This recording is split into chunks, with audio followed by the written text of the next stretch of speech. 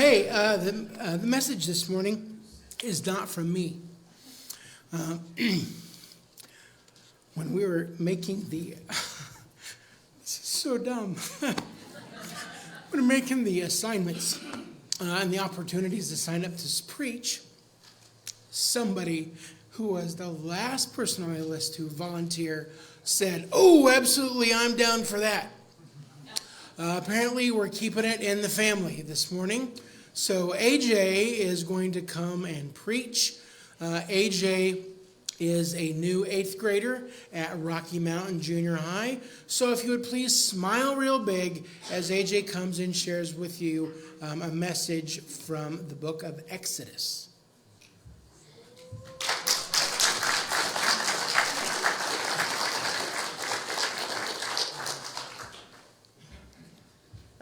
Hi, my name is AJ.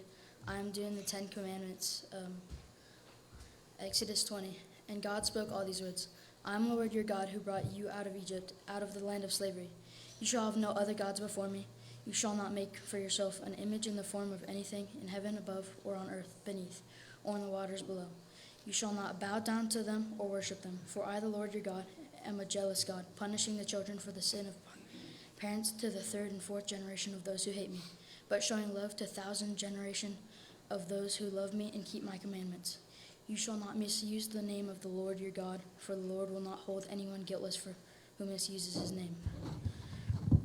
Remember the Sabbath day by keeping it holy. 6 days you shall labor and do all your work, but the 7th day is a Sabbath to the Lord your God. On it you shall not do any work, neither you, nor your son or your daughter, nor your male or female servant, nor your animals, nor foreigner residing in your towns. For in 6 days the Lord made the heavens and the earth, the sea, and all that is in them. But he rested on the 7th day. Therefore the Lord blessed the Sabbath day and made it holy. Honor your father and mother, so that you may live long in the land the Lord your God is giving you. You shall not murder, you shall not commit adultery, you shall not steal, you shall not give false testimony against your neighbor. You shall not covet your neighbor's house, you shall not covet your neighbor's wife, or his male or female servant, his ox or donkey, or anything that belongs to your neighbor. God gave these commandments to Moses and Israel for their own good. He just got them out of slavery in Egypt, and these rules would help them in their own lives. These rules are the boundaries that God gave them to keep them healthy and safe and holy. God's people would build their new nation on these commandments. This is the way they should treat each other. These commands help remind the people that they are sinful and that God is holy. We should love and obey him. There are 2 kinds of commandments. The first 4 are about God, and the other 6 are about how we treat each other. So the first 4 are vertical, and the rest are horizontal. Because that's cool because it makes a cross.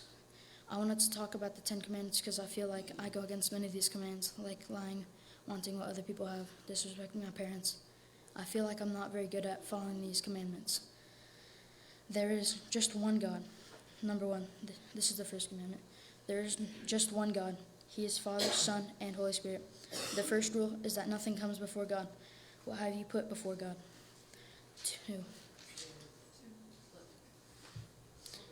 Don't worship anything else but God. Nothing made out of wood or stone or anything else. And especially not a golden cow like the Israelites would make a few chapters later in Exodus 32. If we worship with our time and our attention, then what do you worship? Number 3. It doesn't just mean don't say, "Oh my God." God's name is just special because he is special. He wants us to use his name the right way. Some Jewish people have been so worried about breaking this command that they won't even say God's name out loud or write it down. How do you use God's name? Number 4. Remember to rest like God. God rested on the 7th day after he created everything. He wants us to rest too. He wants us to remember that everything comes from him, and we should worship him, and he wants us to enjoy the good things he has made. Are you resting, enjoying what God has made? Number 5. Don't disrespect your parents. The first commandment after the God category is about our parents. Family is super important to God, and it should be to us too. We don't always have to obey our parents, like if they told us to do something illegal, but we don't need to honor them, even if they were bad. How do you show your parents you honor and respect them? Number 6. Don't murder people. Because God makes people in his own image, everyone is valuable. Thoughts about murder start with anger or jealousy or hate. Do you ever let those kinds of things grow in your heart? 7. 6, 7. Be faithful in your marriage.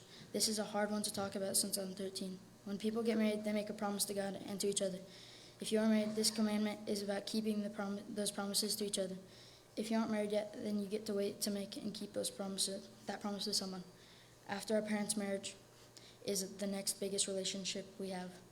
What are you doing to make this special relationship stronger? Number 8, don't steal. Don't take something that doesn't belong to you, even when nobody is looking. Leave other people's stuff alone. Do you think you won't get caught? Number 9, don't lie. Don't say anything that's not truthful. My mom says that allowing someone to believe something that isn't true is just the same as a lie. Jesus says that our mouths overflow with what is in our hearts, and he says that he is the truth. Is your heart full of truth that comes from Jesus, or is it full of lies that come from Satan, who is the father of lies? Number 10, don't covet. What is coveting? I don't know that word, and maybe you don't either. Don't be jealous of what other people have. It's all you think about. It's all that you think about. I don't want this so bad, I would do anything to get that for myself. Anything, even bad things. Are you content with what God has given you? How could we be better at keeping these commands? Number 1, we should read them and know them. Number 2, God's rules are for our own good. They can keep us healthy and safe and holy. Number 3, we should build our lives on God's rules because God is holy and we're not. We need Jesus to forgive us and help us obey God. Yeah, I'm done.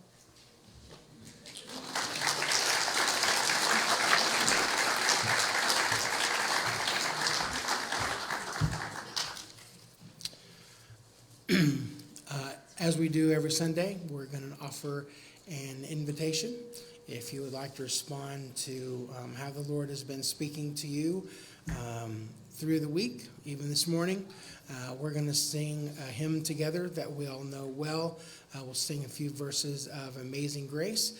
If you'd like to either place your membership here at Roy Christian or to recommit yourself to following Jesus, or if you would like to be baptized into Jesus this morning, you can make one of those decisions. Come meet me down here in the front as we stand and sing Amazing Grace together.